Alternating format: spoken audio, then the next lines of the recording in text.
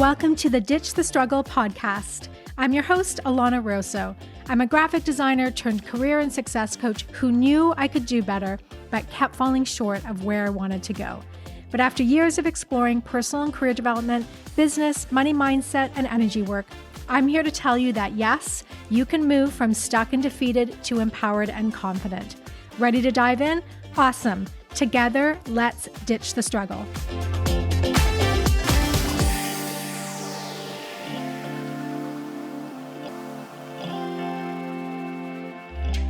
Hi everyone, welcome back to Ditch the Struggle. I'm Alana, and today we are going to talk about OPGs, other people's goals. Now, this topic came to mind when I was remembering a coaching call I did about 4 years ago, because I was doing a whole bunch of coaching calls at the time to graduate from my coaching program. And we had to do a certain amount for free. They were 30 minutes each, not very long. We had to take some notes, kind of make sure that we were hitting the marks that we needed to. And so what I was doing was calling upon a lot of friends of friends to be like, hey, I have to do these calls. I'm going to do these calls. And one woman that I got set up with was, I think, a friend of a friend and a data analyst for a large insurance company. Now, I don't really know what data analysts do. I'm assuming they analyze data, but it is definitely out of my wheelhouse in terms of skills. But in this case, it didn't matter. And sometimes it honestly does not matter if I know what the person does for a living, because this was not a conversation about how do I become the best data analyst possible. This was a conversation about her feeling stuck, not getting promoted at work, and feeling very, very frustrated. Okay. She wasn't getting to where she wanted to go. And what she was noticing was that everyone around her were getting promotions. They were kind of on the fast track. They were just getting to where they wanted to go, and she was not. And in the conversation, I could tell that she was upset. She was a little bit angry. She didn't know why things were not happening for her, because she was clearly good at her job. She was highly qualified. She was getting good reviews.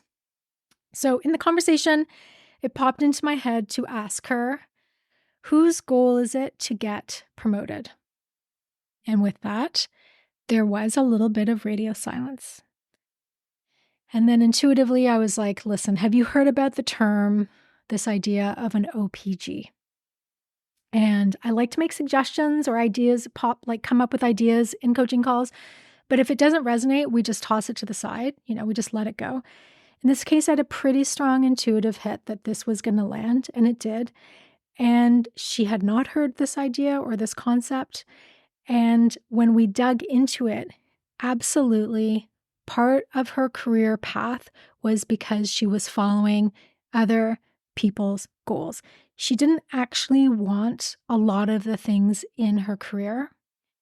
She was on a path that was only partially set by herself. She was doing things and achieving goals that really were not hers.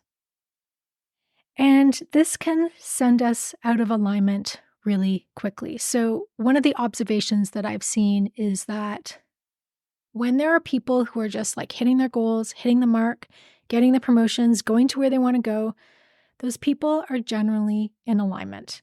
They're not just driven. They're not just good at their job. Yes, all of that is true.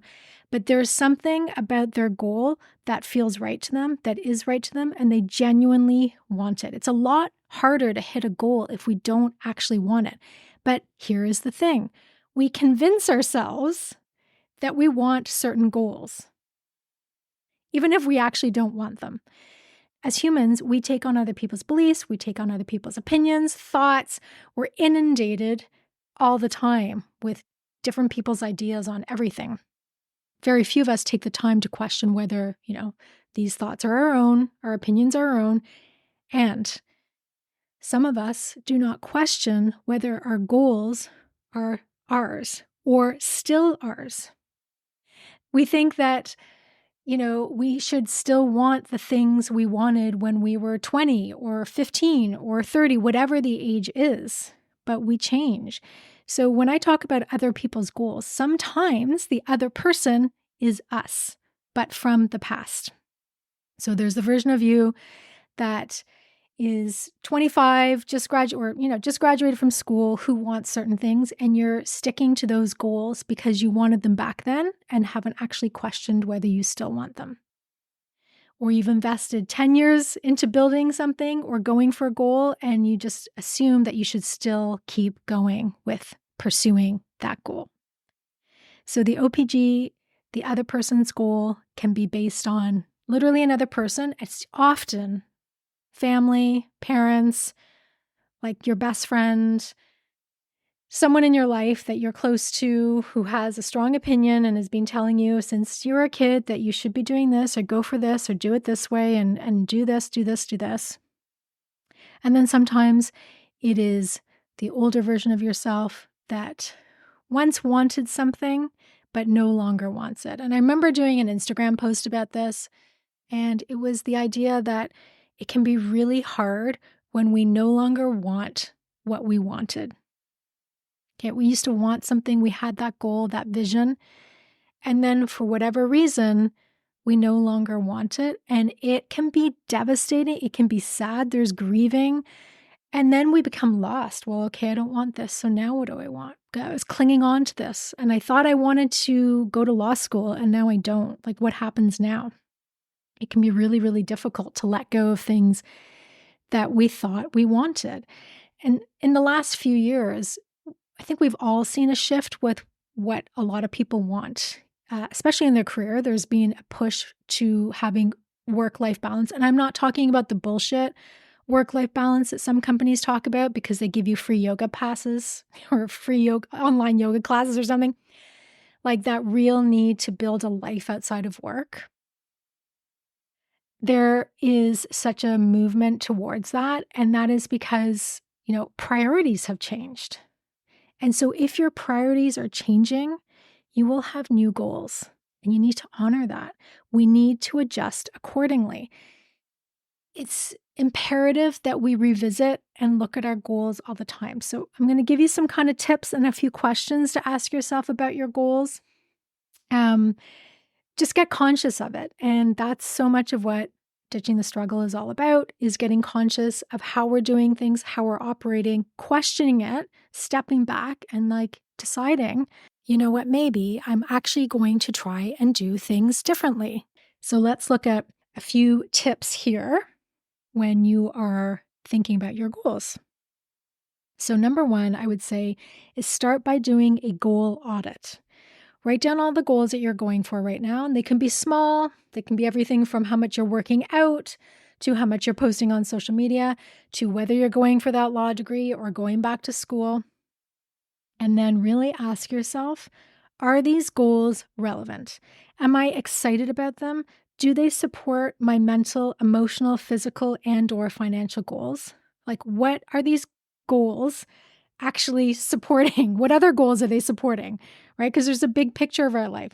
So go through everything you're kind of got on your to-do list and your wanting to achieve list, and do a little bit of an audit and just check in with them to see if they're making sense. Number two is, I would say, ask yourself, how do I feel when I look at these goals? What emotions come up?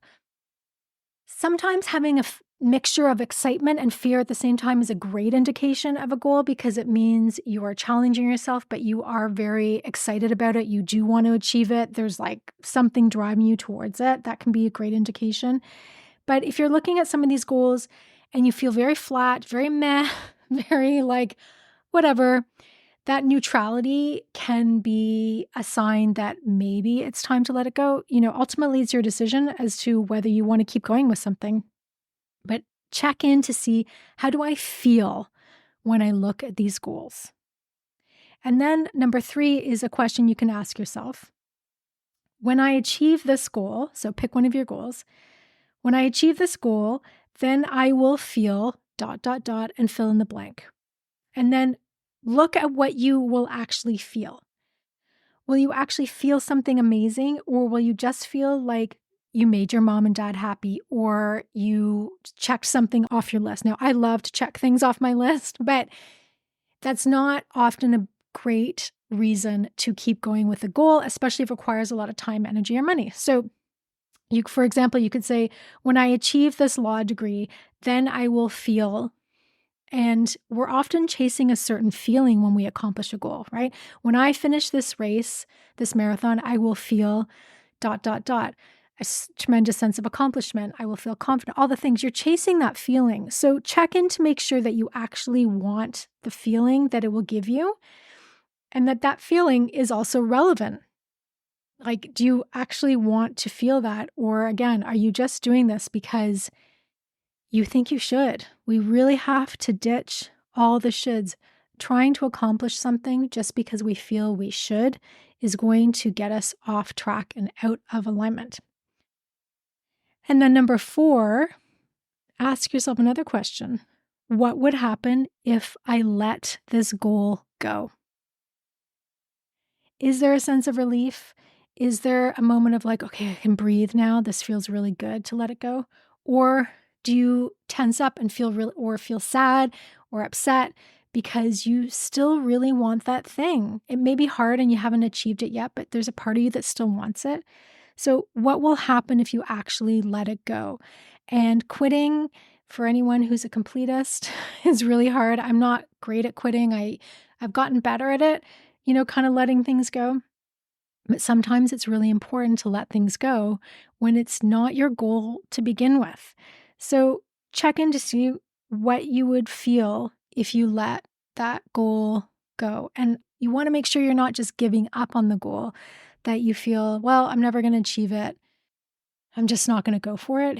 You want to see if there's an emotional connection to achieving the goal. And if there is a really big sense of relief, like, oh my gosh, if I didn't have to do this thing, if I actually didn't have to finish law school, I would feel footloose and fancy free and I would move on, then that's something to look at. And that can be hard because, again, if you don't have a goal or you let a goal go, then we often have to create a new one. And you're like, I've just ditched all these goals. I got to make new ones. That's feeling scary. And you're like, okay, don't want this because my mom wanted it, my dad wanted it. It's not actually mine. But then what do I want?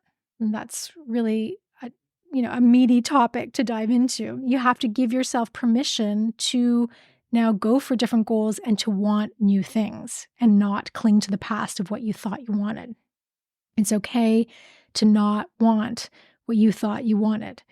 So ask yourself, like, what do I want to do? What do I want to create? What do I want to be? I talk about this in episode number 11. It's a very short episode about kind of following your desire, not really diving actually into the why, but just like if you have a desire to do something, then that's sometimes enough of an indication to go for it because it lights you up, it excites you. There's something about the way you feel. And you'll notice in a lot of what I'm saying in today's episode is about feeling. Now, that is in part because that is one of the ways that I do personally process information. And I feel like it's led me it's led me to make a lot of really good decisions in my life, how I feel. But I also think it's because most people at the end of the day will check in with their feelings. Even when I talk to the most logical people who are scientists, left brain, they do everything with they'd start with a pro-con list. Most people, I'd say like 90% of people I chat with, check in with their gut at the end and they check in with how they feel, even once they've kind of got all the data. So like that data analyst will do all the data and she probably can rock the data. But at the end of the day, most people I see are checking in to see with how they feel. And our emotions can be giving us some really good indication and how we feel about something, that excitement, that's joy.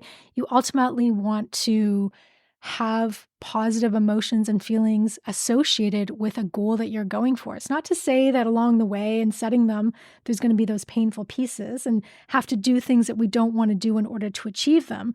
But the end result, the place where you want to get to, should be yours and yours alone. So I want you to think about the OPG next time you're setting a goal and check in. Is this goal mine or does it belong to someone else? That goal, again, should be yours or in collaboration with those who also want the same thing. So if you're working with your partner, you want to both be on the same page. So choose your goals wisely and also choose who you allow to let into your goal setting process, because how you're achieving your goal, the process of it, who you're surrounded by is going to dramatically affect the experience, that journey of getting to the goal. So you want the process to be as much in alignment as possible, and then the actual goal to be in alignment with what you truly want, with what you truly desire, not what your parents want, your friends, your family, the person on TV, the social media expert, me. Don't listen to me. Only listen to yourself. Listen to what you actually want to do, what you want to achieve, who you want to be, and follow that path. Take care, guys.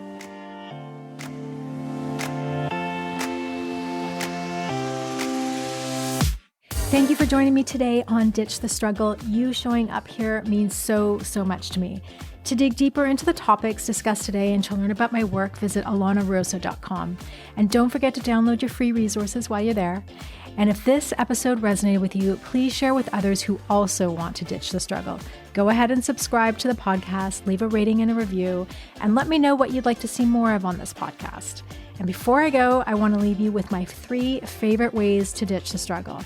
Be your own best advocate, take baby steps for the win, and forget about a linear career path. It's overrated and you are doing just fine. See you next time.